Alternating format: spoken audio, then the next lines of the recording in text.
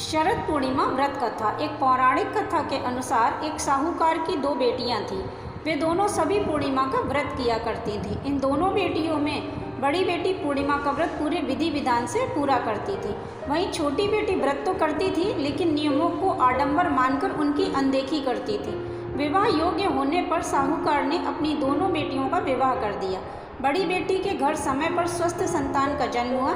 संतान का जन्म छोटी बेटी के घर भी हुआ, लेकिन उसकी संतान पैदा होते ही दम तोड़ देती थी। 2-3 बार ऐसा होने पर उसने ब्राह्मण को बुलाकर अपनी व्यथा कही और धार्मिक उपाय पूछा। उसकी सारी बातें सुनकर और कुछ प्रश्न पूछने के बाद ब्राह्मण ने उससे कहा कि तुम पूर्णिमा का अधूरा व्रत करती हो, इस कारण तुम्हारा व्रत फलित नहीं होता है और तुम्हें अधूरे व्रत का दोष लगता है।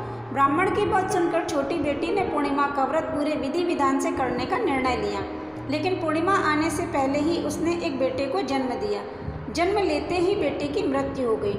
इस पर उसने बेटे के शव को एक पीढ़े पर रख दिया और ऊपर से कपड़ा ढक दिया कि किसी को पता ना चले। फिर उसने अपनी बड़ी बहन को बुलाया और बैठने के लिए वही पीढ़ा दे दिया।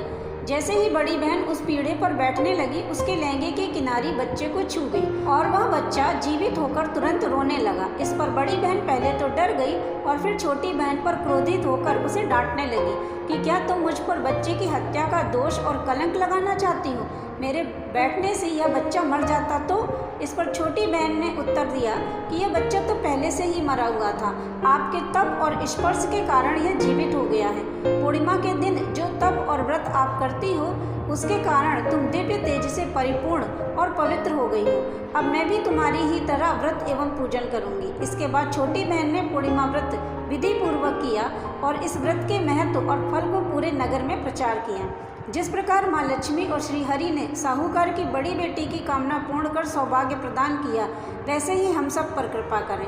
तो सब मिलकर बोलो, जय गणेश भगवान की, जय विष्णु भगवान की, जय माँ लक्ष्मी की।